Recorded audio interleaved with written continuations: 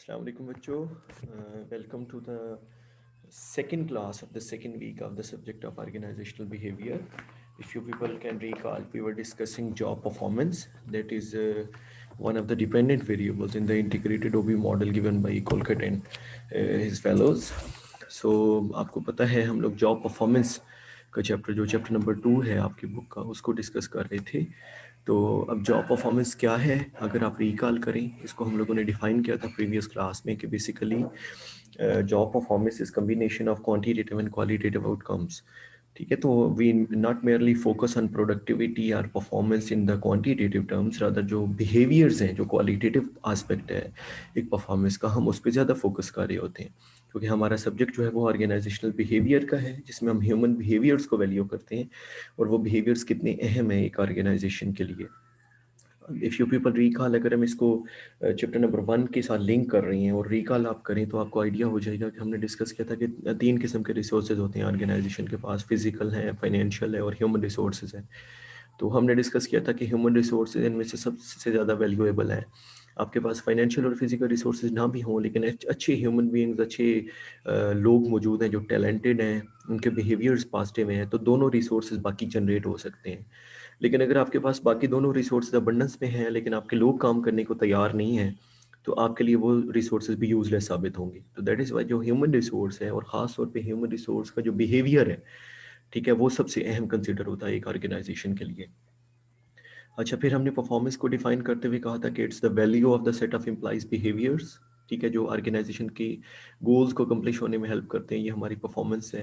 फिर परफॉर्मेंस को हमने मीन्स जस्टिफाई एंड्स और एंड जस्टिफाई मीन्स के पर्सपेक्टिव से भी देखा था।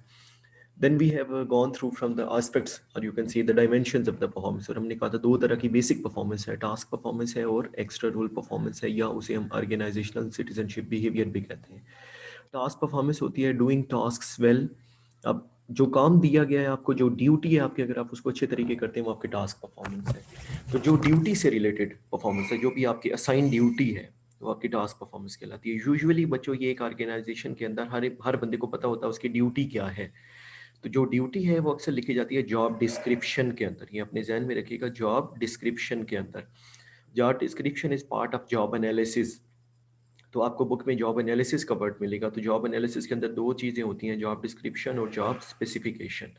तो हम बात कर रहे हैं जेडी की, तो अक्सर जेडी की टर्म यूज़ की जाती है। आप आम लोगों से जो जॉब करते हैं उनसे पूछेंगे उनका जेडी क्या है, तो they know that what is JD. तो बेसिकली जेडी के अंदर लिखा होता है आपके टास्क के बारे में कि आपने क्या करना है। वो आप कितना अच्छा परफॉर्म करें, वो आपके टास्क परफॉर्मेंस है। वो तीन तरह की हो सकती है, routine, adaptive and creative. Routine है कि आपको जो टास्क मिला है आप उसको रूटीन में करें, that is routine performance. Adaptive performance है कि आप उसको अडेप्ट करें चेंजेस के साथ। चेंजेस हो रही हैं, you should adapt those changes and you have to keep on improving your performance उन चेंजेस को साथ लेके। देन क्रिएटिव परफॉर्मेंस है कि doing things in new ways. ठीक है, that is creative task performance. जिस तरह आपको देखे, मैं सब्जेक्ट पढ़ा रहा हूँ ना, ओबी का सब्जेक्ट रेगुलर क्लासेस पढ़ाना is routine task, routine performance. Online physical classes होती हैं लेकिन कोरोना की वजह से वो ऑनलाइन हो रही हैं, दैट इज अब मैं भी अडेप्ट करूँ, आप भी अडेप्ट करें, ये हमारी अडेप्टिव टास्क परफॉर्मेंस है। और क्रिएटिव टास्क परफॉर्मेंस क्या है कि हम इसको भी इतने क्रिएटिव तरीके से करें कि हम जो है वो कुछ नए सोल्यूशन, नई नई जो है वो मेथोडोलॉजीज के साथ आएँ और हम इफेक्टिवली उसको कंटेन कर सकें और कंटिन्यू कर सकें, that is creative task performance. Then extra role performance, नाम से जाहिर हो रहा है कि when you are going beyond your roles, इसे हम एक्स्ट्रा रोल परफॉर्मेंस कहते हैं। आपकी बुक में इसके लिए ओसीबी या सिटीजनशिप बिहेवियर का वर्ड आया है। We have already discuss in the previous class के when an individual voluntarily performs well beyond his or her duties, that is basically citizenship behavior। अब इसमें दो एस्पेक्ट्स आते हैं, एक तो वॉलंटियर है ये, नंबर टू ये doing tasks beyond one's job. उसकी ड्यूटी का वो हिस्सा नहीं है लेकिन वो काम कर रहा है, that is OCB.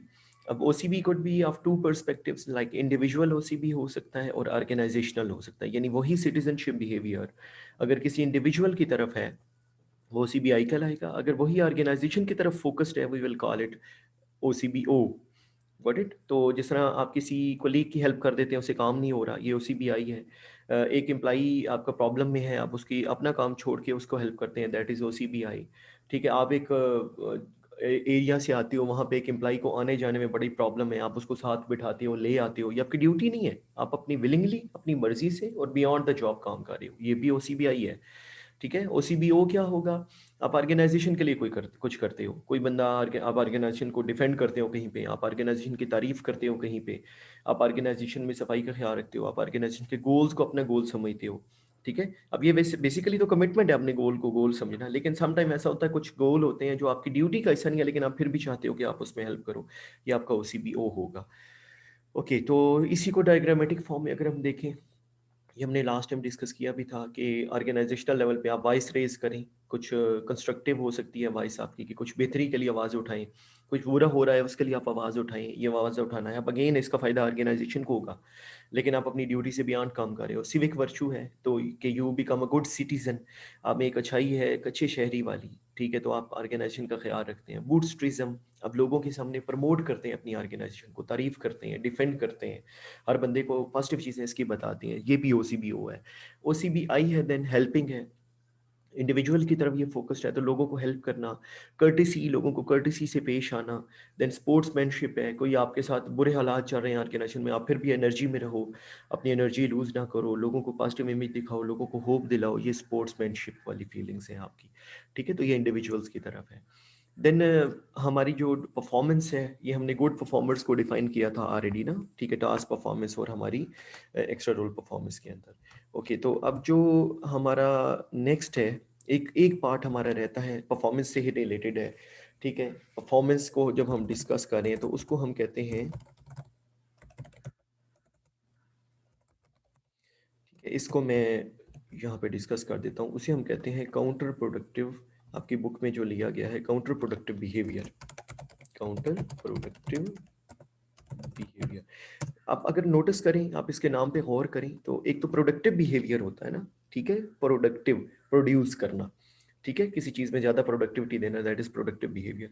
Counter productive opposite है, जिस तरह टेररिज्म है और उसका काउंटर टेररिज्म है, यानी टेररिज्म को खत्म करने वाला। तो काउंटर प्रोडक्टिव क्या होगा? जो प्रोडक्टिविटी को कम करने वाला बिहेवियर, ऐसा बिहेवियर जो आपकी प्रोडक्टिविटी को भी कम करेगा, आपके परफॉर्मेंस को यानी जो रिड्यूस करेगा, वो जो बिहेवियर आप पे कहलाएगा, that will be called as counter productive behaviour. ठीक है, तो काउंटर प्रोडक्टिव इसका मतलब ये हुआ कि ये एक नेगेटिव बिहेवियर है। हमने इससे पहले जो डिस्कस किया था ना, आपको याद हो, हमने टास्क परफॉर्मेंस को डिस्कस किया था, दैट इज पॉजिटिव बिहेवियर। हमने डिस्कस किया था citizenship behaviour, that is a positive behaviour. लेकिन जो काउंटर प्रोडक्टिव बिहेवियर है, that is basically a negative behaviour.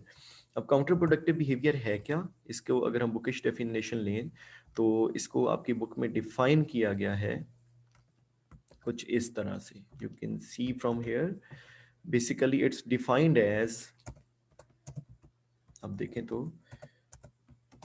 defined as implies behavior that intentionally hinder organizational goals accomplishment, यानी वो organisation के गोल को अकम्प्लिश होने से रोके, रुकावट बने उसके लिए, that would be called as counter productive behaviour. मैंने पहले जैसे आपको बताया, प्रोडक्टिव बिहेवियर में प्रोडक्टिविटी इंक्रीज करना मकसद होगा, ऑर्गेनाइजेशन के गोल को अचीव करना मकसद होगा, लेकिन यहाँ पे मकसद क्या है? ऑर्गेनाइजेशन के गोल्स अचीव ना हो। ठीक है, तो it would be a negative behaviour instead of a positive behaviour. ठीक है, ओके, मूविंग फर्दर बच्चों, हमारा अब काउंटर प्रोडक्टिव बिहेवियर किस किस शक्ल में हो सकता है? ऑफ कोर्स बहुत सारे तरीके हैं जिनके थ्रू हम अपने काउंटर प्रोडक्टिव बिहेवियर का इजहार कर सकते हैं। ठीक है, उनमें से जो एक है वो लाइक एक डायग्रामेटिक फॉर्म में आपकी बुक में शो किया गया है, उसको उन्होंने नाम दिया है डेवियंस का। ठीक है, तो उसको मैं यहाँ पे आपके सामने पेस्ट करता हूँ ताकि हम लोग उसको अंडरस्टैंड कर सकें। तो taken from your book, here you can see the various forms of counterproductive behaviors. Okay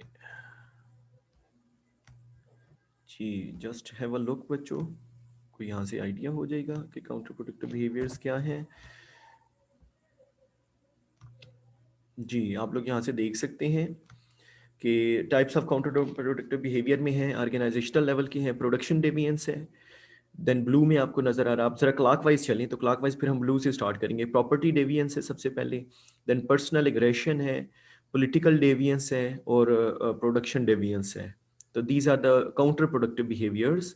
अच्छा, अगर आप देखें इसको एक्स एक्सिस पे और वाई एक्सिस पे, ऊपर आपको जो दो गिवन है आपके फर्स्ट जो ब्लू और रेड कलर में हैं तो वो ऑर्गेनाइजेशनल लेवल के हैं, और जो नीचे वाले दो हैं स्काई ब्लू कलर में है और ग्रीन कलर में है, दैट इज इंटरपर्सनल डेविएंस। इंटरेस्टिंगली अगर आप इनके नीचे आए जो आपको सर्कल गिवन है, माइनर और सीरियस लेवल की हैं, तो जो सीरियस लेवल की हैं वो दो हैं, प्रॉपर्टी डेविएंस है और पर्सनल एग्रेशन है, और माइनर लेवल की जो है वो पॉलिटिकल डेविएंस है और हमारी प्रोडक्शन डेविएंस है।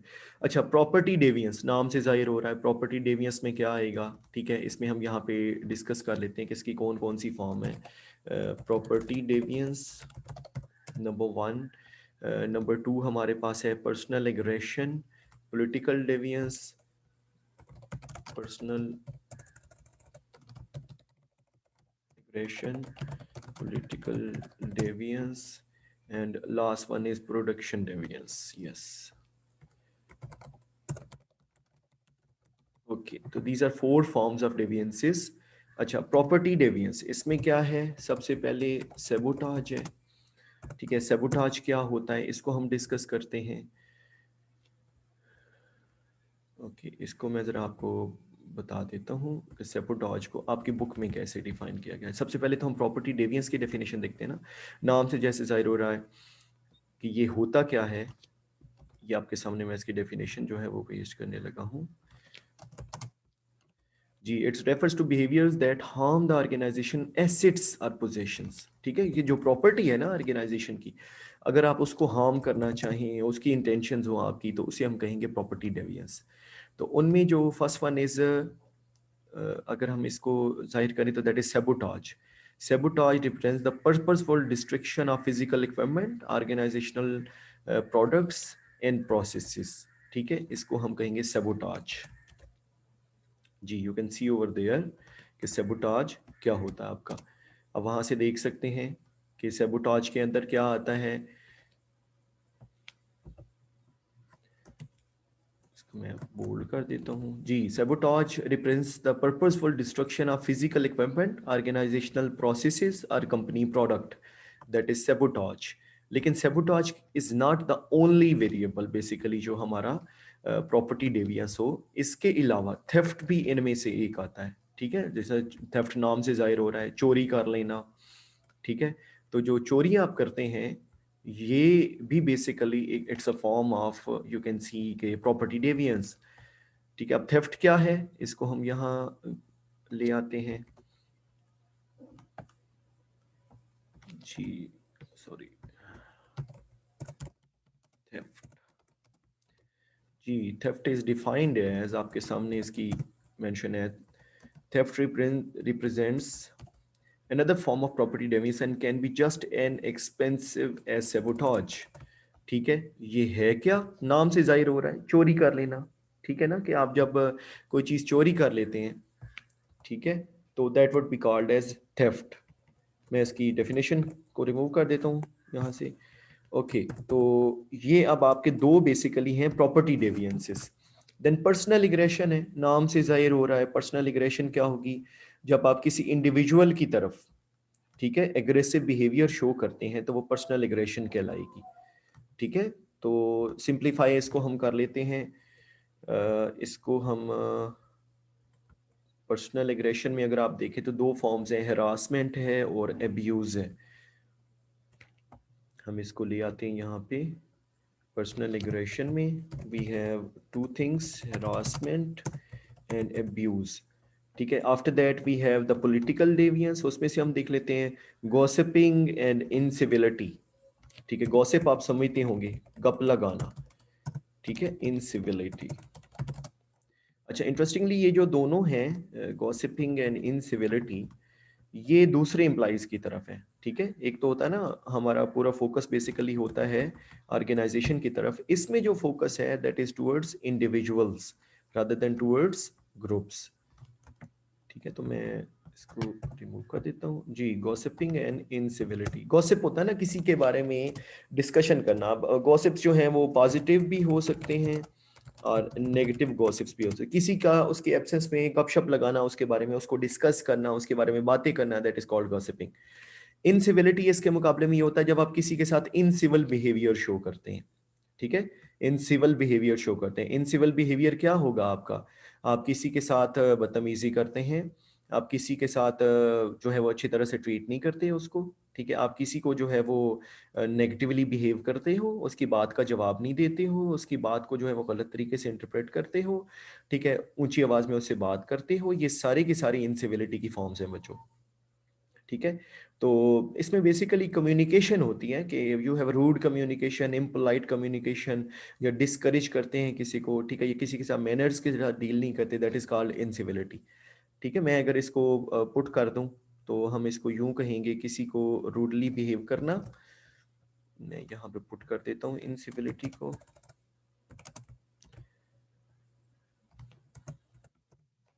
ओके,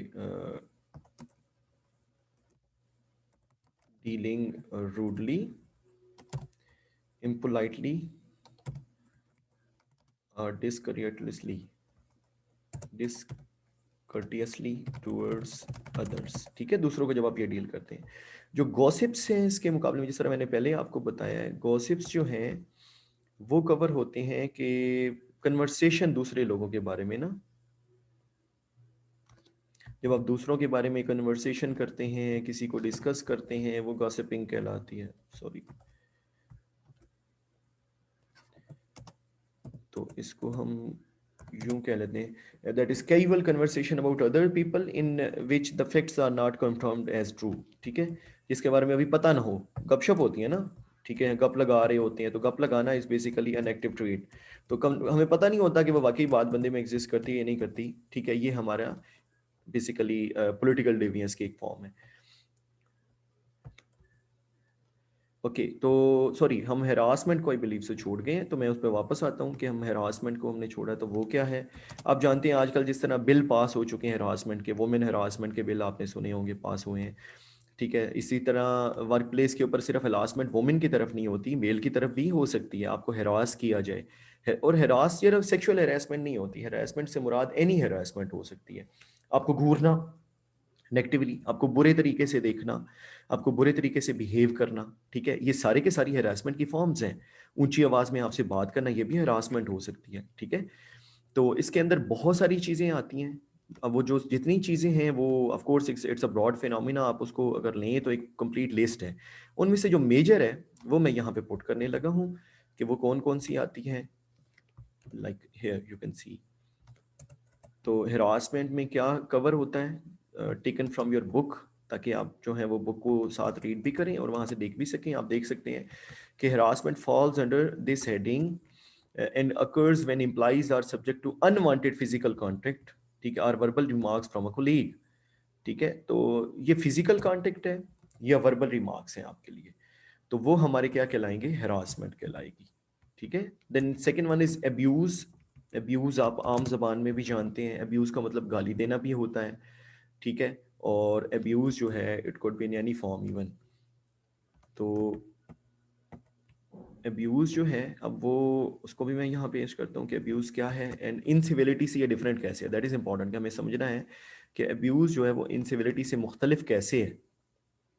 तो उसको समझने के लिए मैं यहाँ पे आपके सामने पुट करता हूँ इसकी डेफिनेशन।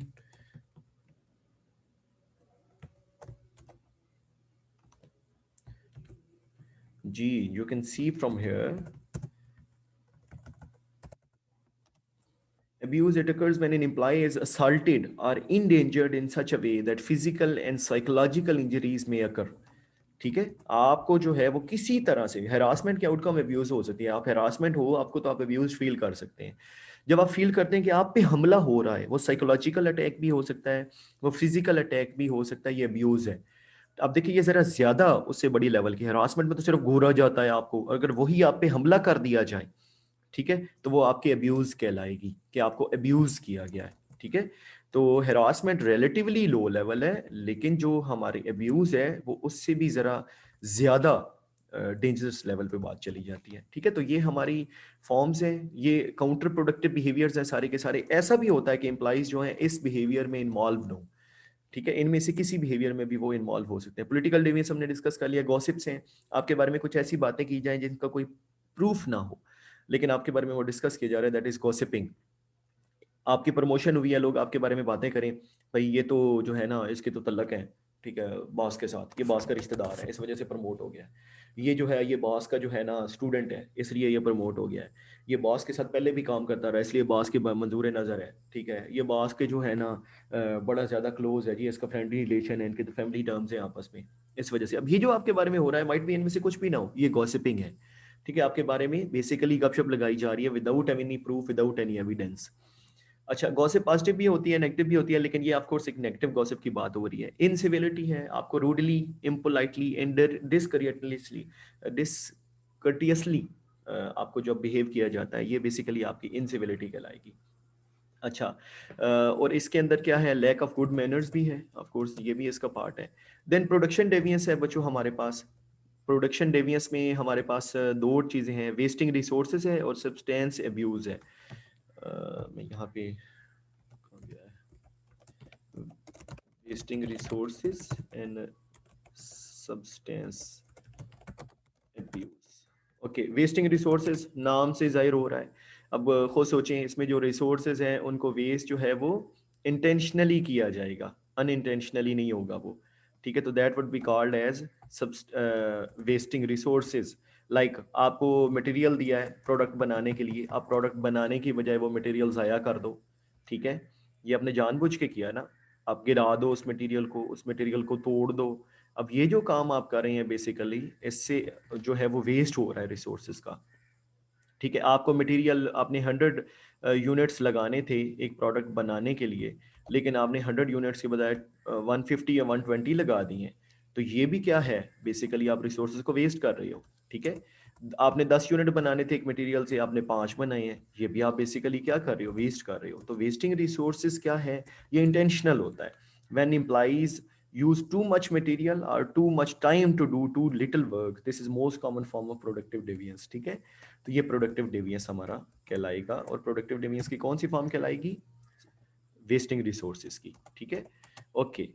इसके अलावा जो आगे हमारे सब्सटेंस एब्यूज़ है, वो क्या होता है, नाम से जैसे कि जाहिर हो रहा है, इसमें भी एब्यूज़ का एलिमेंट है, लेकिन इसमें जो एब्यूज़ है that is not you can say के towards the directly involve towards the individual, बल्कि क्योंकि ये किस लेवल का है, अगर आप देखें तो ये ऑर्गेनाइजेशनल लेवल का है ना, तो that abuse is focused on organisation rather than the individual.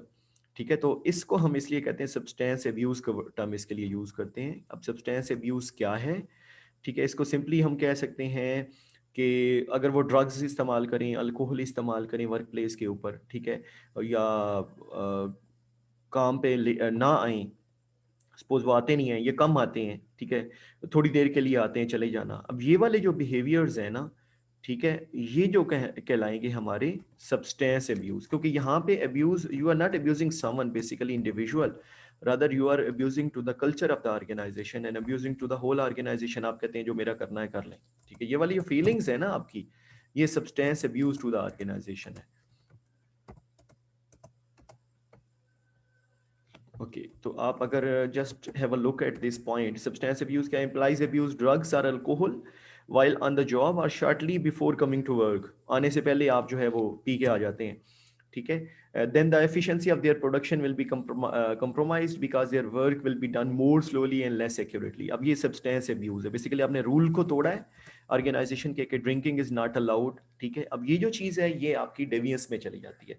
कोई भी जब आप रूल तोड़ेंगे ना, तो वो आपका बेसिकली जो है अब्यूज में चला जाएगा। अब ये आपने ला तोड़ा, इस तरह आप लेट आए, आप थोड़ी देर आए, आप 8 घंटे के काम करने के बजाय 2 घंटे में करने, तो 2 घंटे में जब आप 8 घंटे का काम करेंगे तो बेसिकली उसमें टाइम वेस्ट होगा ना।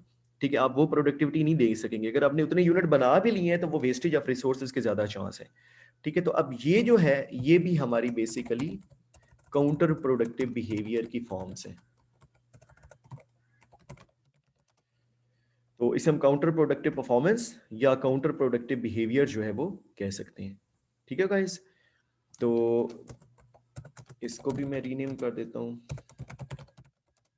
तो काउंटर प्रोडक्टिव परफॉर्मेंस या काउंटर प्रोडक्टिव बिहेवियर। तो these 4 dimensions are being discussed in the previous 2 slides. तो अब हम आगे मूव करते हैं। ठीक है, अब देखें आपने काउंटर प्रोडक्टिव बिहेवियर जो पढ़ा है इसमें काफ़ी सारी हमने चीज़ें पढ़ ली हैं कि इसके अंदर 4 बेसिक डायमेंशंस हैं, और जो 4 डायमेंशंस हैं वो 4 डायमेंशंस जो हैं basically are creating almost 8 sorry 4 into 2, yes 8 8 हमारे जो है वो डिफरेंट नेगेटिव जो है वो बिहेवियर्स जनरेट हो रहे हैं। उसमें प्रॉपर्टी डेवियंस है हमारा, पर्सनल एग्रेशन है हमारा, देन पॉलिटिकल डेवियंस है और प्रोडक्शन डेवियंस है। ठीक है, तो आप देखें इनमें अगर हम इनको नामों पे गौर करें, प्रॉपर्टी डेवियंस, प्रॉपर्टी आप डेविएट करते हैं कि आप प्रॉपर्टी को डिस्ट्रॉय करेंगे, सेबोटाज करेंगे, यानी आप क्या करेंगे कि प्रॉपर्टी को डिस्ट्रॉय करेंगे, आप चोरी करेंगे, ये भी डेवियंस है। पर्सनल एग्रेशन है, लोगों की तरफ आप फोकस्ड होंगे ज़्यादा। अब प्रॉपर्टी ऑर्गेनाइजेशन की होती है तो ये ऑर्गेनाइजेशनल लेवल है, पर्सन जो है वो इंडिविजुअल होते हैं तो ये इंडिविजुअल लेवल है। हैरेसमेंट आप करेंगे लोगों को, आप उनको अब्यूज़ करेंगे। देन उसके बाद पॉलिटिकल डेविएंस, अगेन पॉलिटिकल भी लोगों के साथ पॉलिटिक्स आप ज्यादा करेंगे तो लोगों की तरफ वो फोकस ज्यादा होगा। बीइंग पार्ट ऑफ ऑर्गेनाइजेशन तो उनमें गॉसिपिंग है या इनसिविलिटी है। अच्छा, फिर उसके बाद प्रोडक्शन डेविएंस है, ये ऑर्गेनाइजेशन की प्रोडक्शन ऑर्गेनाइजेशन के लिए होती है ना कि इंडिविजुअल के लिए। तो ये जो प्रोडक्शन डेविएंस है इसमें आप रिसोर्सेज बेस करेंगे और सब्सटेंस अब्यूज होगी कि आप रूल्स को तोड़ेंगे और ऐसे काम करेंगे जो बेसिकली रूल्स के अगेंस्ट हैं, तो उसकी वजह से क्या होगा, अल्टीमेटली प्रोडक्शन आपकी जो है वो कम हो जाएगी। तो this is the crux, this is the end of the chapter हमारा, क्योंकि आज के पार्ट में कम चीजें थी, ठीक है, लेकिन we have concluded the chapter and we have linked it with the previous part जो हमने पढ़ा था। तो बच्चों, बेस्ट विशेस फॉर यू, इसको आप लोग वीडियो में देखिए, इस चैप्टर को प्रिपेयर कीजिए आप लोग। तो we will be having its quiz in the next class इंशाल्लाह, जो हमें इंपॉर्टेंट फील होंगी चीज़ें। आप दो के कुछ और पार्ट्स भी इसमें रहते हैं, मैं बल्कि वो ऐड कर देता हूँ, चलें कंक्लूड नहीं करता, मैं कुछ ऐड कर देता हूँ और चीज़ें, ताकि हमारी जो है वो लेक्चर में चीज़ें कंप्लीट हो जाएं। तो नेक्स्ट लेक्चर के बजाय हम जो है वो डिस्कशन में आ जाते हैं। तो rather than ending the lecture I am continuing it. Okay, कुछ ऐसी चीज़ें जो हमारे परफॉर्मेंस को इन्फ्लुएंस कर रही हैं। नेक्स्ट कुछ चीज़ें जो हैं आपकी बुक में उसको ट्रेंड्स कहा गया है, ट्रेंड्स अफेक्टिंग परफॉर्मेंस। ओके, अब कौन से ट्रेंड्स हैं, ठीक है, वो जो बेसिक ट्रेंड्स हैं जो दिए गए वो मैं यहाँ लिख देता हूँ। लाइक नॉलेज वर्क है नंबर 1, जिसकी वजह से चीज़ें चेंज हो रही हैं। सर्विस वर्क है, आपने आप लोग नोटिस किया होगा कि अब जो ज़्यादातर इंडस्ट्रीज़ हैं वो सर्विस इंडस्ट्रीज़ की तरफ शिफ्ट हो गई हैं, ठीक है। देन एप्लीकेशन परफॉर्मेंस मैनेजमेंट है, ये भी एक आस्पेक्ट है।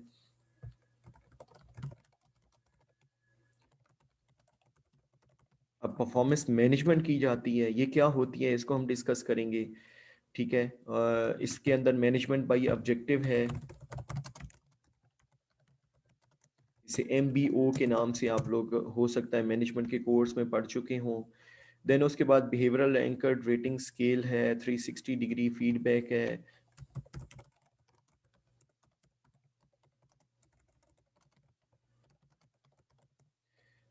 थ्री सिक्सटी सॉरी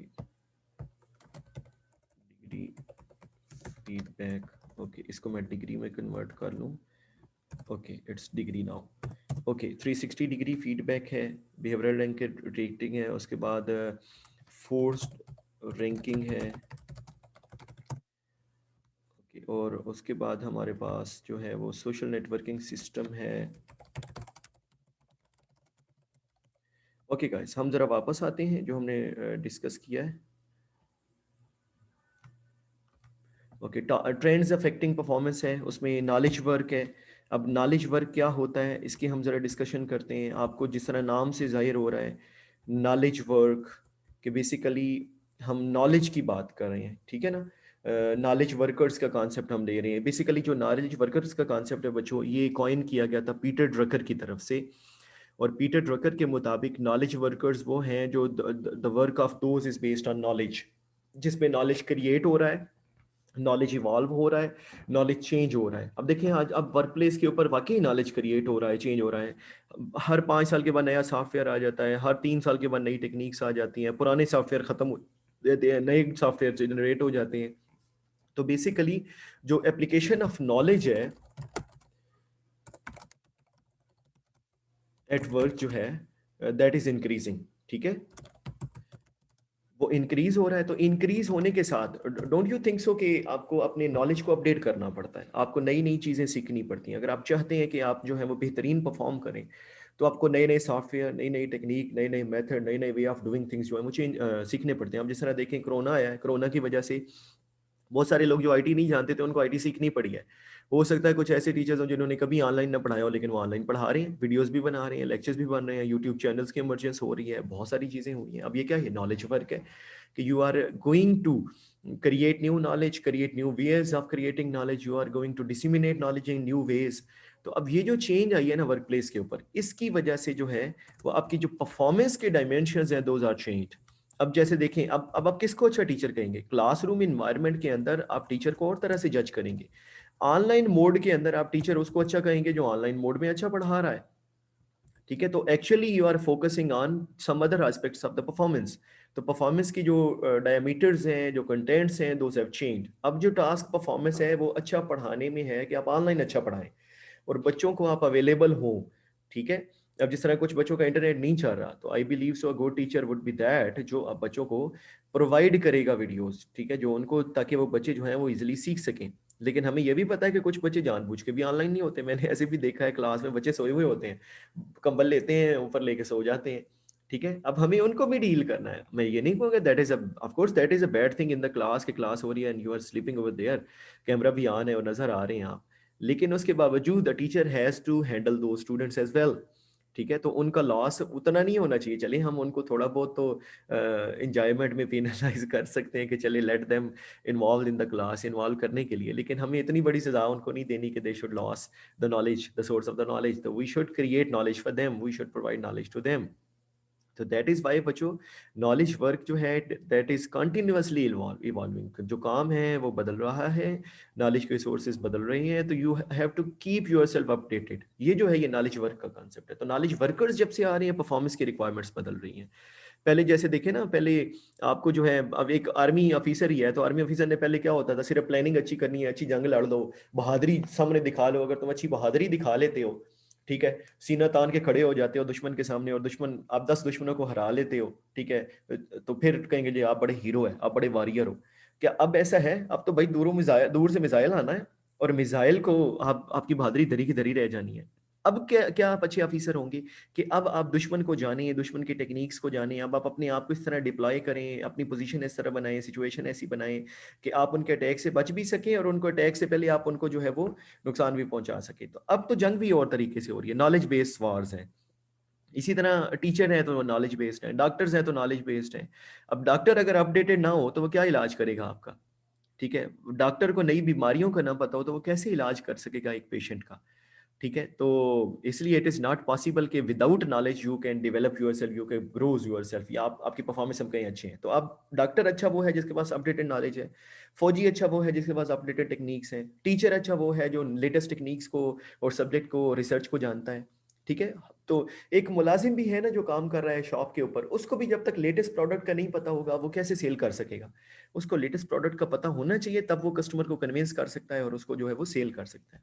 दूसरी चीज जो बड़ी चेंज हुई है बच्चों, वो सर्विस वर्क है, कि जो अक्रॉस द ग्लोब जो है बच्चों, सर्विस इंडस्ट्रीज जो है वो डेवलप हो रही है, सर्विस वर्क जो है वो ग्रो हो रहा है। ठीक है, तो सर्विस में बेसिकली होता क्या है, इसमें प्रोडक्ट और सर्विस में आपको पता है फर्क पता होगा कि प्रोडक्ट टेंजिबल होती है और सर्विस इंटेंजिबल होती है। तो हम इसमें कह सकते हैं कि provision of intangible offerings to customers. जिस तरह देखें, डॉक्टर्स हैं, डॉक्टर इंटेंजिबल दे रहे हैं, टीचर आपको इंटेंजिबल सर्विसेज दे रहे हैं। ठीक है, कुछ लोगों ने इसके लिए गुड्स भी कहा है, इंटेंजिबल गुड्स, कि वो चीजें जो इंटेंजिबल नहीं है, ताकि गुड्स तो टेंजिबल फॉर्म में यूजुअली होती हैं, लेकिन आपकी बुक में भी गुड्स का वर्ड यूज किया गया, मैं इसलिए ऑफरिंग का वर्ड यूज करता हूँ इसके लिए। वकील आपको इंटेंजिबल सर्विसेज देता है, टीचर इंटेंजिबल देता है, डॉक्टर आपको इंटेंजिबल देता है। ठीक है, आप कंसल्टेंसी लेने जाते हैं, वो आपको इंटेंजिबल दे रहे हैं। तो ये बेसिकली सर्विस वर्क है, इट हैज इंक्रीज्ड, इसकी जो वर्थ है पूरी दुनिया में बढ़ गई है। अब जिस तरह देखें, आईटी बेस्ड बहुत सारे बिजनेसेस आईटी सोल्यूशन दे रहे हैं, वो सर्विसेज हैं, प्रोडक्ट कम है सर्विस ज्यादा है। अब एक मोबाइल फोन में प्रोडक्ट तो है मोबाइल फोन, लेकिन उसकी जब तक प्रोडक्ट के अंदर फीचर्स जो सर्विस की शक्ल में वो अच्छे नहीं होंगे, आपका मोबाइल फोन अच्छा नहीं होगा। अब मोबाइल के अंदर एक एप्लीकेशन होती है that is in form of service, it is not a tangible product. आप मोबाइल टेंजिबल है, मोबाइल की सर्विस को आप यूज कर रहे हैं, उसका इंटरनेट इज अ सर्विस। ठीक है, तो जितनी अच्छी सर्विस है, इंटरनेट की सर्विस जितनी अच्छी होगी, आपका मोबाइल उतना इफेक्टिवली काम करेगा। तब देखिए, प्रोडक्ट जो है those are also linked with the service. आपको एक प्रोडक्ट बेची जाती है, उसको आफ्टर सेल सर्विस अगर आपको नहीं दी जाती तो क्या फायदा है उस प्रोडक्ट का? तो अब देखिए, प्रोडक्ट के साथ सर्विसेज आर अटैच्ड। या सेपरेट सर्विसेज के बिजनेस से मर्ज हो चुके हैं, या product is being attached to the services. तो अब सर्विस वर्क की इंपॉर्टेंस बढ़ने के साथ साथ भी आपका क्या हो गया है कि आपकी जो है परफॉर्मेंस के डायमीटर्स बदल गए हैं। पहले आपने एक प्रोडक्ट बनानी थी, आप अच्छी, आपकी परफॉर्मेंस अच्छी होती, अब आपने प्रोडक्ट बना के उसको बेचना भी है, ठीक है, उसको कस्टमर को अच्छी तरह से डील भी करना है। तो अब आपकी परफॉर्मेंस में सिर्फ चीज प्रोडक्ट बनाना नहीं है, उसको बेचना भी सर्विस में शामिल है, आपकी यानी परफॉर्मेंस में शामिल है, प्लस आफ्टर सेल सर्विस देना भी शामिल है, कस्टमर को अच्छी तरह डील करना भी शामिल है। तो now your performance dimensions and diameters have changed. ठीक है, तो अब ये चीज क्या है, बेसिकली ये हमारा चेंज है, जो बेसिकली ट्रेंड्स हैं जो इफेक्ट कर रहे हैं हमारी परफॉर्मेंस को। देन उसके बाद परफॉर्मेंस मैनेजमेंट आती है कि हमने परफॉर्मेंस को मैनेज कैसे करना है। अब जरी बात है, परफॉर्मेंस को हम रेगुलरली मैनेज करेंगे तो उनमें से परफॉर्मेंस मैनेजमेंट का मतलब ही बच्चों ये है कि जब हम रेगुलर बेसिस पे अपने एम्प्लॉइज की परफॉर्मेंस को मैनेज कर रहे होते हैं, उसको लुक आफ्टर कर रहे होते हैं, that is called performance management. तो it is a regular activity. इसके मुकाबले में एक टर्म होती है परफॉर्मेंस अप्रेजल। तो अप्रेजल जो है या परफॉर्मेंस इवेल्युएशन जो है, परफॉर्मेंस इवेल्युएशन या परफॉर्मेंस अप्रेजल, वो एक सर्टेन टाइम के बाद होती है। जिस तरह सरकारी इदारों में 1 साल के बाद होती है, पाकिस्तान में ACR होती है, एनुअल कॉन्फिडेंशियल रिपोर्ट। तो हम HR की डोमेन में, जब हम लोग HR के स्टूडेंट थे तो हम कहा करते थे एनुअल कॉन्फिडेंशियल रिवेंज। ठीक है, तो बेसिकली साल के एंड पे ये एक सर्टेन ड्यूरेशन के बाद होती है। अब जो सरकारी इदारों में वो साल के बाद है, that is why we call it annual confidential report. Otherwise certain time के बाद होती है।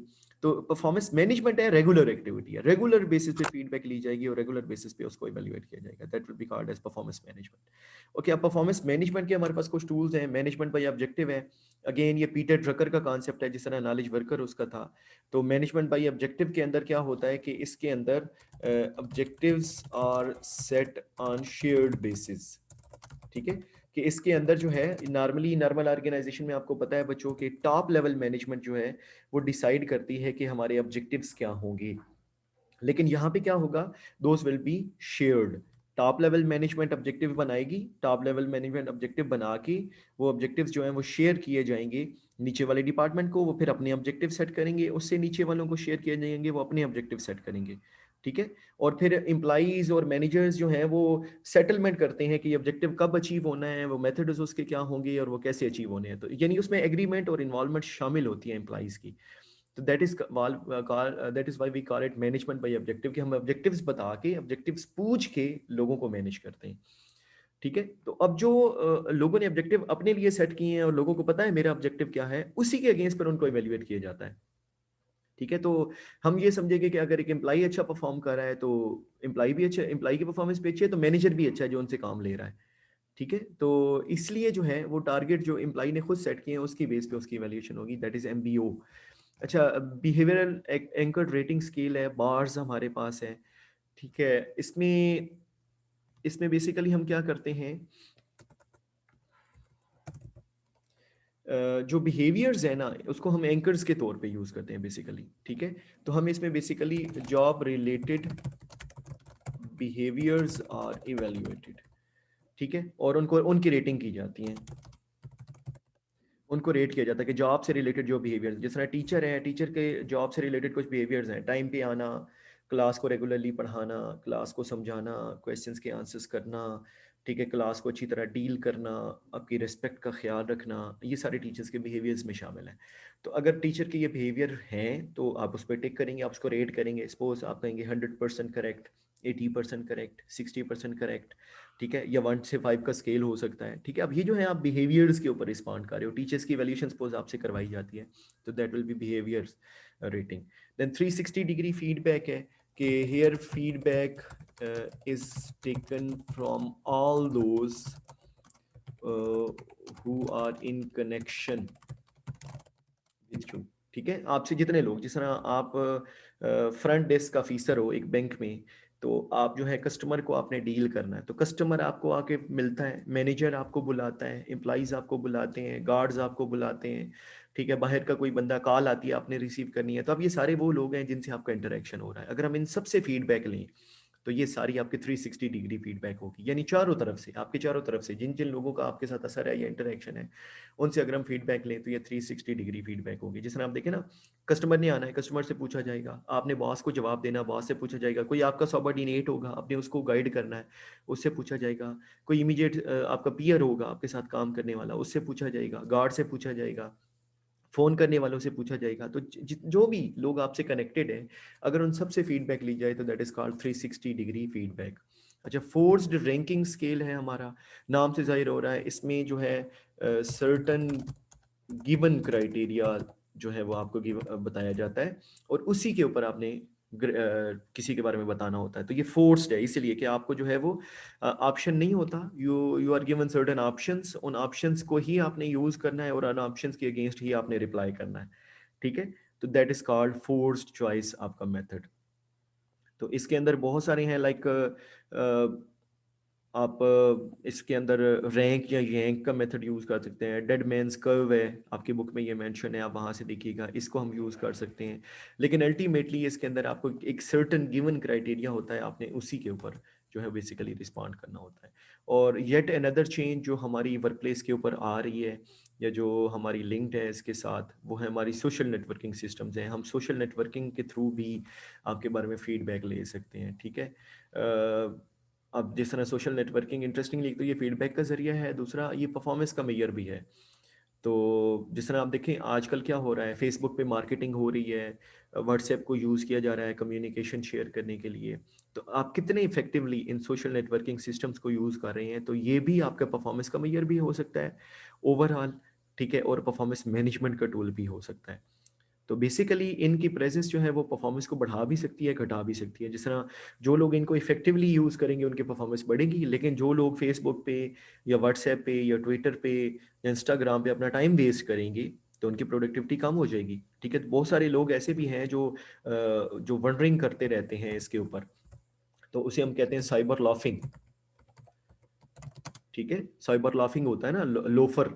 आपको कभी मदर आपकी ने कहा हो कि यू आर अ लोफर, या आपके भाई को कभी कहा हो, आवारागर्दी के सेंस में आता है। तो साइबर लाफिंग होता है when you are wandering on the cyber networks या सोशल नेटवर्क्स, एंड कभी एक पेज पे, कभी दूसरे पेज पे, कभी तीसरे पेज पे। ठीक है, और we are merely wasting your time, that is called cyber loafing. अब ये भी एक इशू बढ़ रहा है वर्क प्लेस के ऊपर, और इसकी वजह से भी क्या इम्पैक्ट पड़ रहा है बच्चों, इसकी वजह से परफॉर्मेंस लोगों की कम हो रही है। तो these are the parameters, these are the aspects जो बेसिकली एक एम्प्लॉय की परफॉर्मेंस को इन्फ्लुएंस कर रहे हैं। तो बच्चों we are done with this chapter. तो एवरीथिंग इज कंक्लूडेड।